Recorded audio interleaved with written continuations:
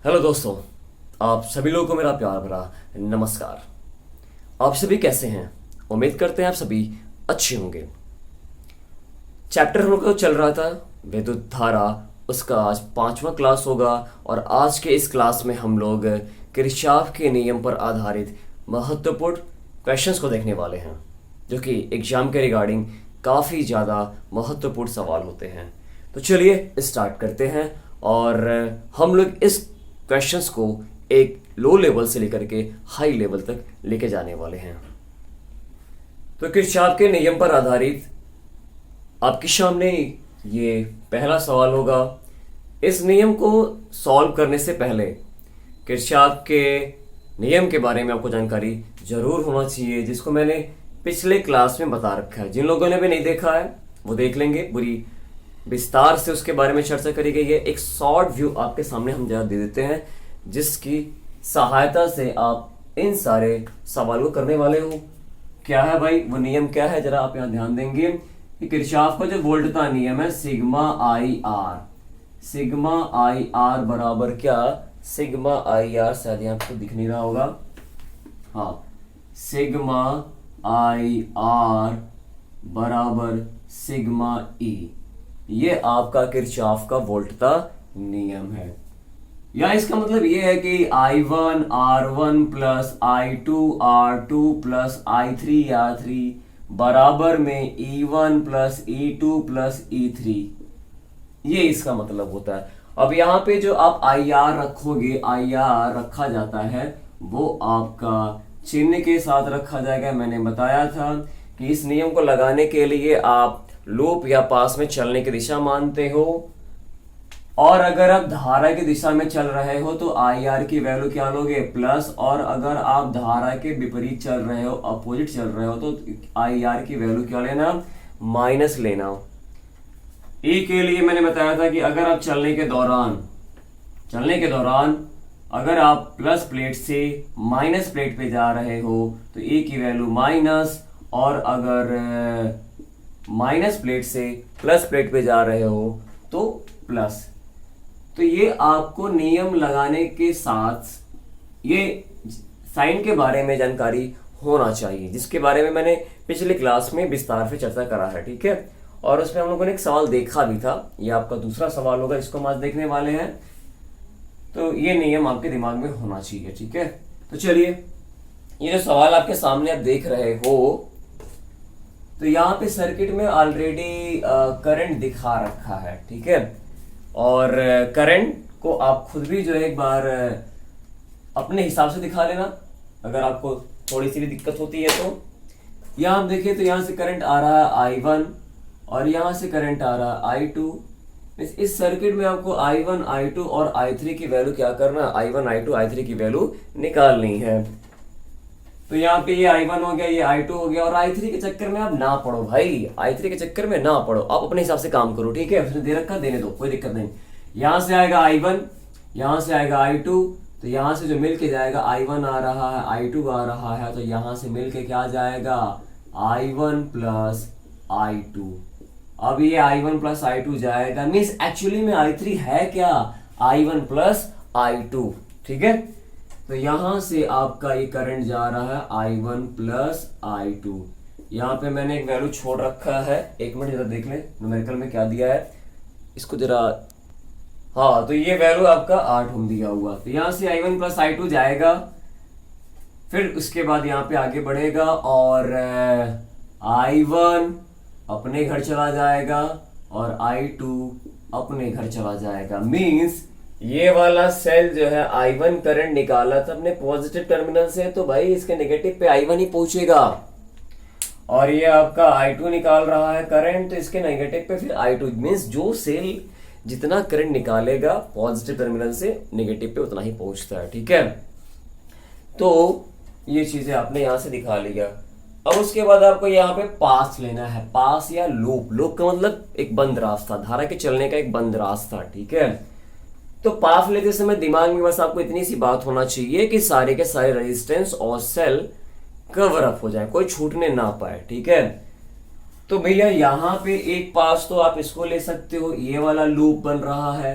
जब ये वाला लूप लेंगे तो ये सेल और ये रेजिस्टेंस आ जाएंगे। अब ये रेजिस्टेंस आपका एक्सटर्नल हो चाहे इंटरनल हो, मतलब चाहे बाह्य प्रतिरोध हो चाहे आंतरिक प्रतिरोध हो, सबके साथ आप ट्रीट यानी कि सबके साथ आप समान व्यवहार अपनाओगे जो है, ठीक है। स्पेशल इनके लिए कुछ अलग नहीं होगा आंतरिक वाले के लिए, ठीक है। तो भैया एक पास तो आपने ये ले लेना है, पास नंबर 1 तो ये लिया, तो आपने ये सेल और ये रेजिस्टेंस ये तो आ जा रहा, कवर अप कर जा रहा, ये छूट रहा है बेचारा। तो अब इसके लिए आप ये बड़ा वाला पास ले लो या फिर ये ले लो, ये भी ले सकते हो, ये डिजाइन वाला पास। तो आपको मैक्सिमम जो प्रॉब्लम्स होते हैं वो आपके 2 पास में ही बन जाते हैं, कुछ ही एक आध 2 प्रॉब्लम आएंगे आपको जो बड़े होंगे, इसमें आपको 2 से ज्यादा पास लेने पड़े जो, ठीक है। वैसा भी प्रॉब्लम हम कराने वाले हैं, ठीक है। तो एक पास तो ये हो गया और एक पास नंबर 2 ये हो गया। अब पास में फिर आप चलने की दिशा निर्धारित कर लेते हो, मान लेते हो ये चलने की दिशा, किसी भी बंद रास्ता में चलने का दिशा 2 ही होता है, या तो क्लॉकवाइज या फिर क्या होगा एंटी क्लॉकवाइज, ठीक है। मीन्स यहां मैं बोर्ड बना दूं, वो फक्त वैसे उल्टा हो गया हो, यानी या तो क्लॉकवाइज या फिर एंटी क्लॉकवाइज। क्लॉकवाइज का मतलब होता है घड़ी के चलने के दिशा में और एंटी क्लॉकवाइज का मतलब होता है घड़ी के चलने के विपरीत दिशा में। आप अपने हिसाब से स्वतंत्र हो भाई, मान लो कि उससे कोई समस्या नहीं होने वाली होती, ठीक है। तो भाई यहाँ भी क्लॉकवाइज मान लिया और यहाँ पे भी क्लॉकवाइज मान लिया। तो चलो पास 1 में आ जाओ, पास 1 में लगाते हैं, पास 1 में या लूप 1 में, पास 1 में बाई केवीएल को लगाते हैं, ठीक है। तो नियम में क्या है भाई, नियम में क्या है कि इस साइड में क्या होना चाहिए, प्रतिरोध और धारा के गुणनफल का योग लिखना होता है और उस साइड में क्या लिखना होता है, सेल के विद्युत वाहक बल का योग लिखना होता है, ठीक है। तो भाई जरा इस पास में आप जरा देखें क्या है। अब मैं यहाँ पे आपको चला के दिखाऊं, क्लॉकवाइज चल रहा हो भाई, क्लॉकवाइज कहीं से भी, बस सेल को छोड़ कर कहीं से भी चलो, कोई दिक्कत नहीं, ठीक है। तो जब आप चल रहे हो लो, तो जब चलो तो जरा करंट और रेजिस्टेंस, यानी जहां जहां पे रेजिस्टेंस है वहां पे करंट के डायरेक्शन को और ये मार्कर अपना खुद को मान लो, मार्कर मतलब तुम हो।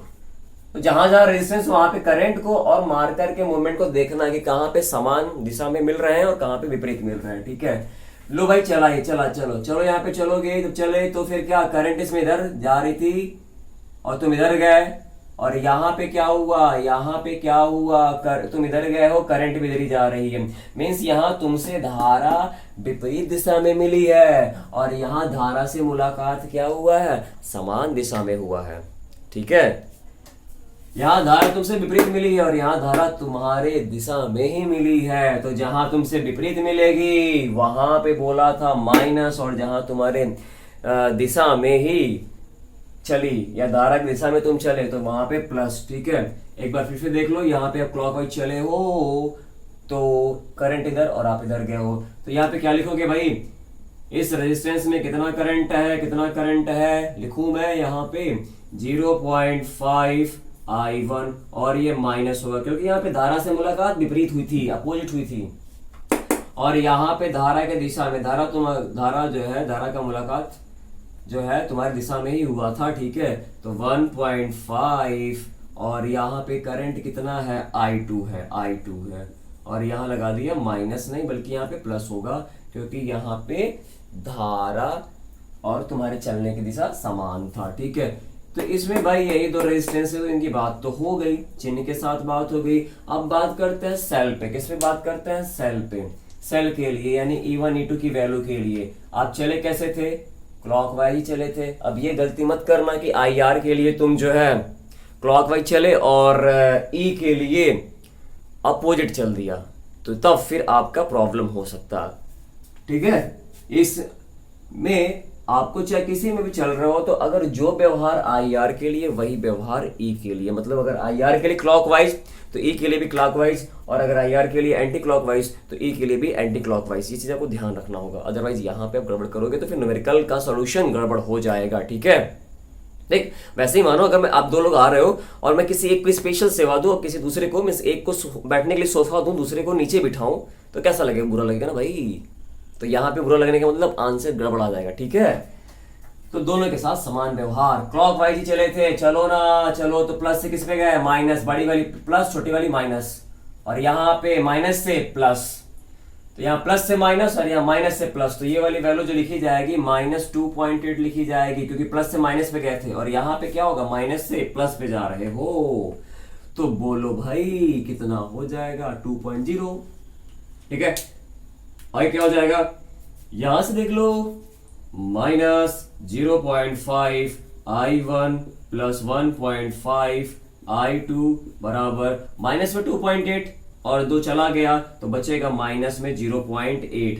अब ये अच्छा नहीं लग रहा है, और साथ ही साथ पॉइंट भी सर परेशान कर रहा, पॉइंट तो हटा दो ना, हटा दो, पॉइंट भी हटा दो, और माइनस का सब में मल्टीप्लाई भी कर दो, थोड़ा सा चीजें अच्छी दिखने लगेंगी।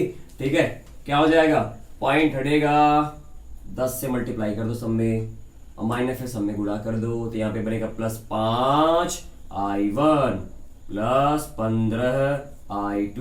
भैया यहाँ भी तो माइनस होगा, तो यहाँ पे माइनस प्लस माइनस हो जाएगा। ठीक है, और इधर में क्या हो जाएगा, माइनस माइनस प्लस हो जाएगा, तो यानी क्या 0.8 नहीं बल्कि 10 से मल्टीप्लाई कर रहे हो तो 8 हो गया। दिस इज समीकरण नंबर 1, दिस इज समीकरण नंबर 1, ये आपका इक्वेशन नंबर 1 है। वाह रे गर्मी, चलिए जी, ये बन गया समीकरण नंबर 1। अब आ जाओ अगले पास में, ताकि समीकरण नंबर 2 बने, तो पास नंबर 2 में, पास नंबर 2 में आ जाइए। यहाँ पे देखिए, पास 2 में, पास 2 में नहीं दिख रहा, कोई दिक्कत नहीं, नहीं दिख रहा तो बाई केवीएल बोलने में सुनाई तो दिया होगा, थोड़ी वहां पे साइन कर रही है, परेशानी हो ना। ठीक है, अच्छा जी, तो यहाँ भी क्लॉकवाइज चलना है, क्लॉकवाइज चलना, लो चलो चलो चलो चलो चलो चलो चलो चलो चलो चलो चलो चलो चलो चलो चलो चलो। ठीक है, तो जब यहाँ चले हो तो फिर क्या हुआ है, जब इस वाले पास में अब चल रहे इस बड़े वाले में, तो क्या हो रहा है, धारा विपरीत, और यहाँ भी धारा क्या मिल रही है, विपरीत। दोनों जगह पे धारा से मुलाकात क्या हुआ है, अपोजिट हुआ है। ठीक है, तो यहाँ पे क्या हो जाएगा, 0.5, और इसमें करंट क्या था, I1 था, कितना गंदा बन गया ना। ठीक है, तो ऐसे ही तो चले हो, करंट इधर जा रहा, तुम इधर जा रहे हो, और यहाँ पे इधर गया, करंट इधर गया है, यानी यहाँ पे भी अपोजिट मुलाकात हुआ है, तो माइनस में 8, और ब्रैकेट में क्या होगा, इसमें करंट क्या आया है भाई, क्या आया, I1 प्लस I2। बाकी जगह तुम्हें करंट से कोई लेना देना नहीं भाई, वहां पे बात करो जहाँ पे रेजिस्टेंस है, रेजिस्टेंस और करंट दोनों साथ में ही लेने होते हैं ना यहाँ पे। तो भाई जरा देखो, I1 प्लस I2 ये हो गया बराबर। ठीक है, इस वाले पास में एक तो ये रेजिस्टेंस था और एक रेजिस्टेंस ये था, तो दोनों की बात होगी। इसके अलावा तो कोई इस वाले में, इसके अलावा तो कोई रेजिस्टेंस नहीं है। ठीक है जी, अच्छा अब बात कर लेते हैं सेल की। तो जब तुम ऐसे चले हो, क्लॉकवाइज चले हो, ताकि तुम बेईमानी ना करो, तो मैंने यहाँ पे दिखा रखा है। क्लॉकवाइज चले हो तो किससे किस पे गए, प्लस से माइनस पे गए हो, प्लस से माइनस पे गए हो, तो मीन्स यहाँ पे हो जाएगा -2.8। तो भैया यहाँ पे जरा देखिए क्या हो जाएगा, 0.5 I1, और ये माइनस का मल्टीप्लाई कर देते हैं। ठीक है, अरे क्या हो गया, अपोजिट था ना, तो यहाँ पे देखो गड़बड़ हुआ है, माइनस होगा। ठीक है, माइनस होगा, माफ करना साहब, गलती हुई है। ठीक है, चलो भाई, ठीक है, अपोजिट मुलाकात हुई थी ना, तो माइनस माइनस माइनस कॉमन ले लिया, तो क्या बनेगा बताओ, यहाँ पे 0.5 I1 plus 8 I1 plus I2 बराबर क्या हो जाएगा, 2.8। सर पॉइंट परेशान कर रहा है, तो चलो मल्टीप्लाई कर दो ना, क्या हो जाएगा, 10 से सब में गुणा कर दो, तो बन जाएगा 5 I1 प्लस, यहाँ 10 से गुणा करोगे तो 80 बन जाएगा, I1 प्लस I2 बराबर 10 से करोगे तो 28 बन जाएगा। ठीक है, अब यहाँ पे 5 I1 और 80 I1, तो क्या हो जाएगा, 85 I1 प्लस 80 I2 बराबर में 28। ये हो गया समीकरण नंबर 2। Equation number 2।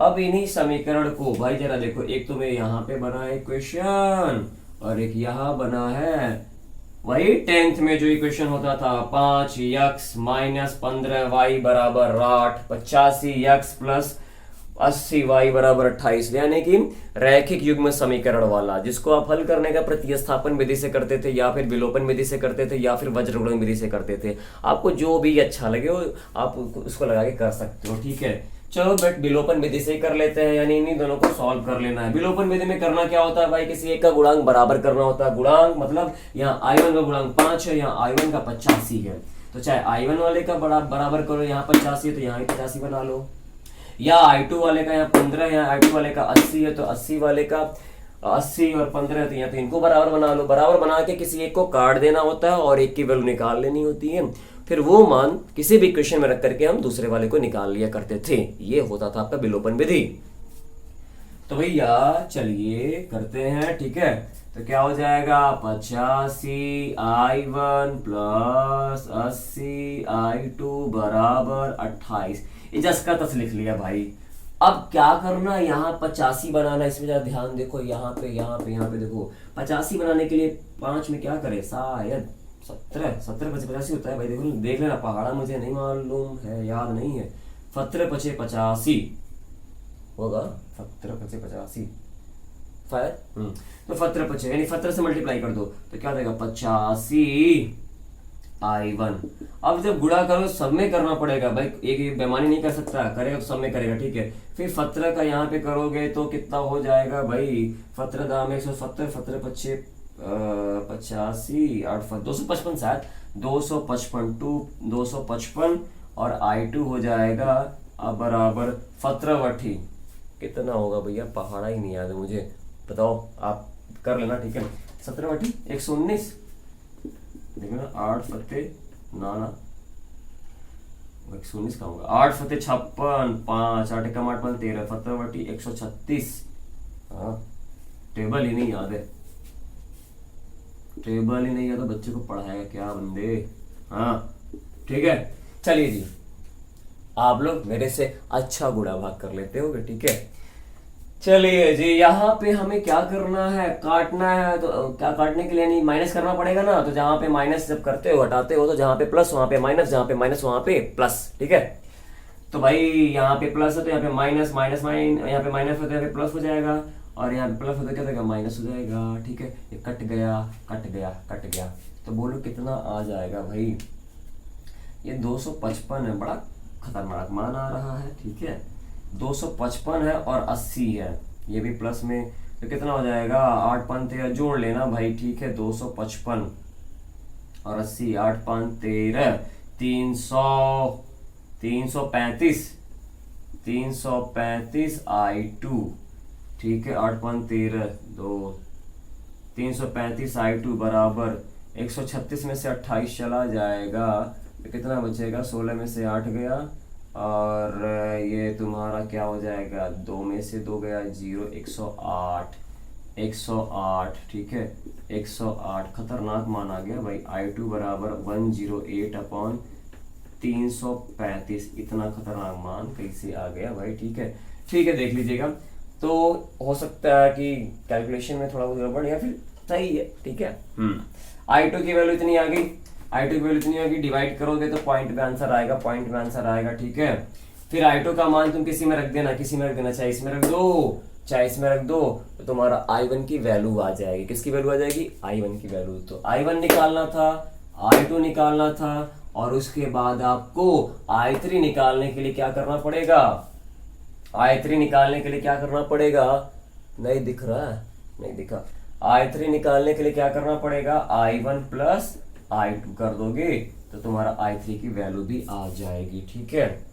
हाँ थोड़ा सा आपको यहाँ पे बड़ा फ्रैक्शन आ गया, बड़ा भिन्न आ गया, तो परेशान नहीं होना, ठीक है। तो चलिए, ये हमारा था आज का पहला सवाल, जिसका मैंने पूरा आपको प्रोसेस बता दिया, ठीक है। छोटा सा काम नीचे छोड़ रखा भाई, इतना तो कर सकते हो, ये इतना आपके हवाले ये करना, ठीक है। हाँ, वीडियो अगर अच्छी लगेगी तो आप अपने अन्य साथियों को भी शेयर कर दीजिएगा, ठीक है। लाइक भी कर दीजिएगा, जो भी अगर नए लोग देख रहे हो तो भाई सब्सक्राइब भी कर दीजिएगा, ठीक है।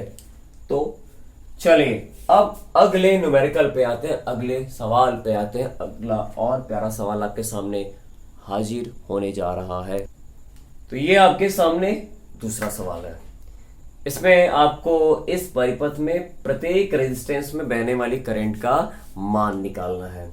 तो फिर वही काम हम लोग करने वाले हैं, ठीक है। आपका किरचॉफ का वोल्टता नियम लगाओगे, यानी जो कि क्या होता है सिग्मा आई आर बराबर क्या होता है सिग्मा ई। करंट के डायरेक्शन में अगर आप चलना तो आई आर की वैल्यू प्लस लेना, करंट के अगर अपोजिट चलना तो माइनस में लेना, और अगर नेगेटिव प्लेट से यानी रेड से प्लस पे जाना तो ई की वैल्यू प्लस में, प्लस से माइनस पे जाना तो ई की वैल्यू माइनस पे। अभी शुरुआत में बताया है, ठीक है, शुरुआत में बताया है। अब यहाँ पे इस सर्किट में आपको करंट तो दे नहीं रखा है, करंट तो दे नहीं रखा है, ठीक है, करंट का डायरेक्शन नहीं दिखा रखा है, तो आपको दिखाना पड़ेगा। तो भैया यहाँ से करंट जो है हमेशा सेल के पॉजिटिव टर्मिनल से निकलती है। तो ये तुम्हारा क्या हो जाएगा, यहां से निकलेगा ये I1 और यहां से निकलेगा क्या I2। अब तुम्हारी मर्जी, इधर से I1 कर दो, यहां वाला I2 कर दो, उससे कोई दिक्कत नहीं आएगा भाई। तो यहां से क्या आएगा I1 आ रहा है, इधर से I2 आ रहा, तो कितना जाएगा I1 प्लस I2 जाएगा, फिर यानी I1 प्लस I2 जाएगा। तो I1 इस सेल से निकला था तो I1 अपने घर चला जाएगा, और तुम्हारा I2 जो है इधर जाएगा, I2 इधर से बहते हुए अपने वाले सेल के पास चला जाएगा, ठीक है। तो यहाँ पे करंट का डायरेक्शन हम लोगों ने दिखा लिया। अब भाई यहाँ पे पास ले लेते हैं, पास लूप एक लूप ये बन रहा है जिसमें ये वाला सेल और ये रेजिस्टेंस आ गया। उसके बाद एक बड़ा वाला लूप ले लीजिए, ये वाला ले लीजिए जो है, ठीक है, ताकि ये जो छूट रहे थे ये और ये भी कवर अप हो गए। कोई छूटना नहीं चाहिए भाई, ठीक है, कोई छूटना नहीं चाहिए, ठीक है। तो चलो ये आपका हो गया।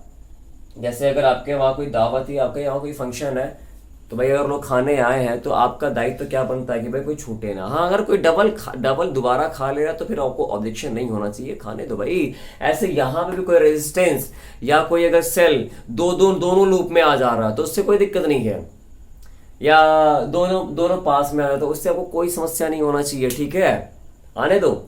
बस इतनी सी बात ध्यान रखनी, कोई भी रेजिस्टेंस या कोई भी सेल छूटे ना, ठीक है। तो चलो भाई ये आपका ले लिया पास नंबर 1, जो कि ये वाला पास हो जाएगा, ठीक है। और इसमें चलने की दिशा चलिए मान लेते हैं क्लॉक वाइज ही मान लेते हैं, आप एंटी क्लॉक मानो, उससे कोई दिक्कत नहीं।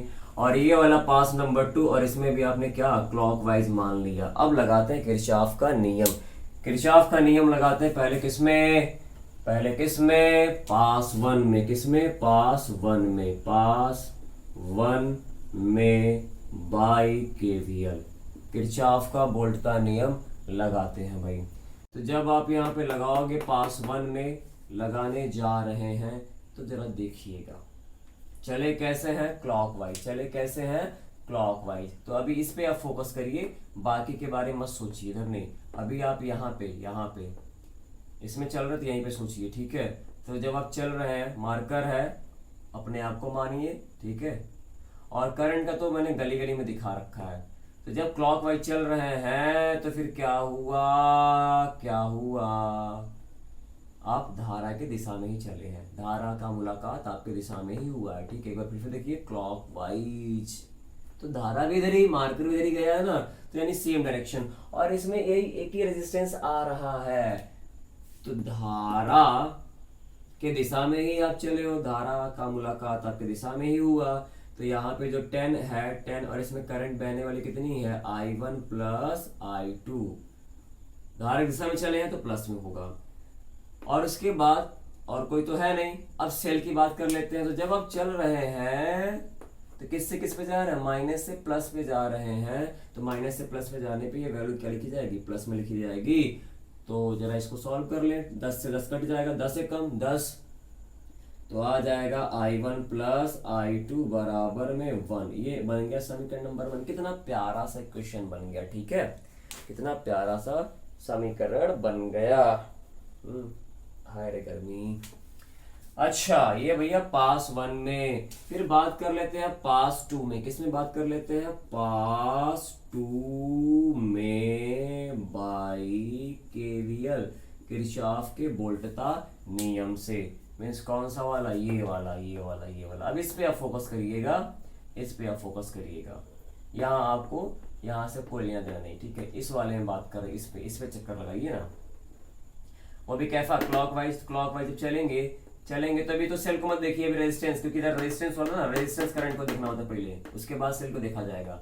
तो जब चल रहे हैं तो फिर क्या हुआ, धारा, यानी यहाँ पे देखिए रेजिस्टेंस यही ना है, तो आप इधर गए और करंट इधर जा रहा है। मीन्स करंट से जो मुलाकात हो रही, धारा से जो मुलाकात हुई है, वो धारा तुमसे विपरीत मिली है भाई, ठीक है। तो फिर क्या हो जाएगा, लिखेंगे क्या, tan और फिर I2। उस tan में कितना करंट है, I2, और विपरीत मुलाकात हुई तो माइनस में। और इस वाले पास में या लूप में या इस वाले बंद रास्ता में और कौन रेजिस्टेंस है भैया, नहीं, खाली है तो है। तो चलो ना बराबर। अब उसके बाद सेल की बात कर लेते हैं। तो जब तुम चल रहे हो तो यहाँ पे क्या हुआ, माइनस से प्लस पे गए, और यहाँ किससे, प्लस पे माइनस, प्लस से माइनस पे गए। यहाँ माइनस से प्लस और यहाँ प्लस से माइनस। तो ये वाला तो tan जो लिखाएगा वो प्लस में लिखाएगा, लेकिन यहाँ प्लस से माइनस पे गया है तो यहाँ पे क्या लिखाएगा, माइनस में। तो वैल्यू कितनी आ जाएगी, माइनस tan I2 बराबर 10 में से 10 गया 0, यानी यहाँ से I2 की वैल्यू कितनी आ गई, 0 आ गई। I2 की वैल्यू 0 आ गई। तो ये बड़ा ही छोटा सा सवाल देखने को मिला आपको, बट अच्छा सवाल था, बोर्ड एग्जाम में पूछा हुआ है प्रीवियस ईयर, ठीक है। तो भैया ये I2 की वैल्यू आ गई 0। अब तुम निकाल लो ना I1 का मान, तो समीकरण 1 में रख दो ना, फ्रॉम इक्वेशन नंबर 1, फ्रॉम 1। तो I1 प्लस I2 की वैल्यू 0 बराबर 1, तो I1 की वैल्यू कितनी हो जाएगी, 1 एम्पियर, ठीक है। तो ये I1 आ गया, I2 आ गया। तो करंट पता ही तो करना था, तो कितना करंट आपका है इस वाले 10 ओम में, यानी R1 में कौन सा, R1 में कौन सी करंट बह रही है, R1 में कौन सी करंट बह रही है, I1 प्लस I2 करंट बह रही है। R1 में धारा जो बह रही है वो क्या बह रही है, I1 प्लस I2। तो I1 की वैल्यू तो आपका कितना है भाई, 1 है, और I2 की वैल्यू 0 है, तो 1 प्लस 0 1 एम्पियर हो जाएगा। फिर किस में निकालना था, R2 में। ये भी 10 ओम का ही है, बट ये R2 नाम दिया रखा हुआ है, तो R2 में धारा कितनी हो जाएगी, R2 में करंट कितनी हो जाएगी भाई, कौन आया है, I2 आया। कौन सा आया, I2, ठीक है। तो ये आप रखेंगे तो I2 की वैल्यू कितनी है, 0। तो R2 में कितनी करंट है, 0 है। तो ये आपका छोटा ही सवाल था, बट अच्छा सवाल था, और ये पिछले सालों पूछा भी गया है, ठीक है। तो कुछ इस तरीके के आपके ये किरचॉफ के नियम पर आधारित सवाल, आपने 2 सवाल देखा। और फिर आगे हम लोग और भी इससे लेवल अप सवाल को देखने वाले हैं, ठीक है। तो चलिए बस आज के लिए इस सेक्शन में इतना ही। मिलते हैं हम लोग अगले सेक्शन में नए और भी जबरदस्त सवालों के साथ, ठीक है। तब तक के लिए आप सभी लोग को मेरा फिर से एक बार प्यार भरा नमस्कार, शुभ रात्रि। हंसते रहें, मुस्कुराते रहें और चीज़ों को सीखते रहें। और आपको कोई भी डाउट, कोई भी दिक्कत होती है तो आप मुझे बेहिचक कमेंट में लिख दिया करें, ठीक है। नोट्स वगैरह के लिए आप मुझे व्हाट्सअप कर सकते हैं। जो भी चैप्टर्स के आपको नोट्स चाहिए, आपको PDF फॉर्म में मैं वहाँ पे सेंड कर दूंगा, 9795694291, ठीक है। किसी भी डाउट के लिए कमेंट में लिख सकते हैं या फिर व्हाट्सअप मुझे कर सकते हैं।